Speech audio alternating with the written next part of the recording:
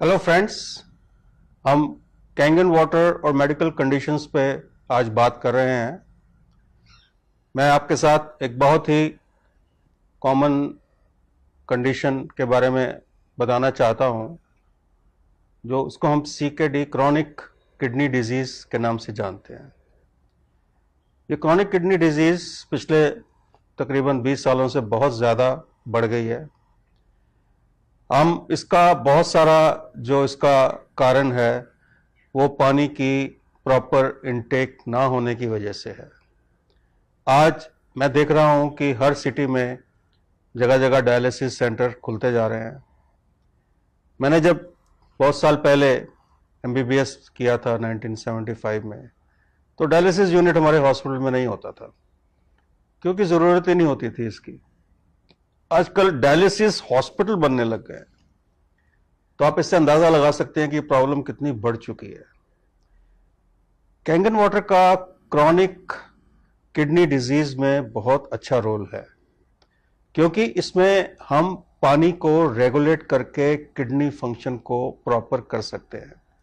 ये एक किडनी को टोटल फेलियर से बचा सकता है।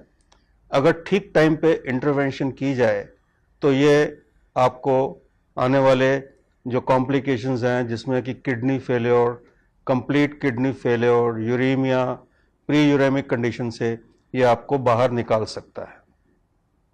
ये जो आप पानी पीते हैं ये आमतौर पे बॉटल वाटर एसिडिक है, और जो पानी हम RO से पीते हैं, RO में से निकाल के पीते हैं घरों में, उसमें इलेक्ट्रोलाइट्स नहीं है। बिना इलेक्ट्रोलाइट्स का ये पानी और एसिडिक पानी आपकी बॉडी को एसिडिक करता है। किडनीज का फंक्शन, जो किडनी में फिल्टर लगे हैं, मिलियंस ऑफ फिल्टर्स, वो क्लॉग्ड होते हैं इससे, और ये जो एसिड कंटेंट है ये किडनीज के लिए डैमेजिंग है। अब होता क्या है कि जैसे ही किसी को थोड़ी सी किडनी कंडीशन, चाहे वो डायबिटिक की कॉम्प्लिकेशन हो या वैसे किडनी डिजीज हो, तो डॉक्टर्स फर्दर उसका पानी रिस्ट्रिक्ट कर देते हैं कि आप पानी कम पीजिए, क्योंकि वो पानी आपके शरीर में जाके जम जाएगा, आपको स्वेलिंग्स आ जाएंगी, पैरों में स्वेलिंग आ जाएगी।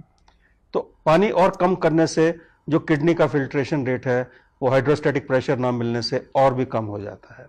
सो एक सिचुएशन वो बहुत ही विशियस सर्कल में एक पेशेंट कैद हो जाता है और किडनी फेलियर की तरफ चल पड़ता है। कैंगन वाटर से क्या होता है कि हम उसको पूरे ब्लड को अल्कलाइन करते हैं। अल्कलाइन ब्लड हो जाता है जब आप 8.5 9.5 का पानी पीते हैं।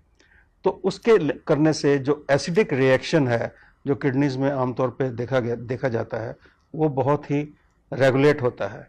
और इस रेगुलेशन से आप देखेंगे कि आपकी यूरिन आउटपुट, हमने सिर्फ एक ही चीज देखनी होती है कि आपकी टोटली पेशाब बंद तो नहीं हो गया।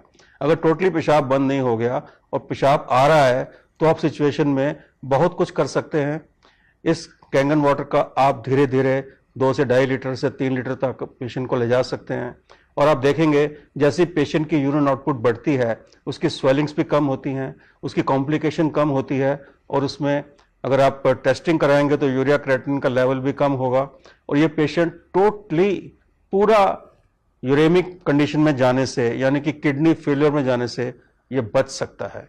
ये सब चीज़ें बहुत सारे जर्नल्स में छपी हैं, बहुत जगह डॉक्यूमेंटेड हैं, और हमारा अपना पर्सनल एक्सपीरियंस है। मैं डायलिसिस यूनिट्स में जाके मैंने विजिट किया और वहाँ पे लोगों को इस पर डाला जो कि टोटली, जिनकी किडनीज टोटली यूरिन बंद नहीं हो गया था, they were not in uremia, they were in pre uremic condition, और they were in the chronic kidney disease. So उससे हमने ये देखा कि आप उस पेशेंट को टाइड ओवर कर सकते हैं, आप इस पानी से उसकी किडनी को बचा सकते हैं। So thank you very much for listening to this information. This is very useful for the kidney patients. Thank you.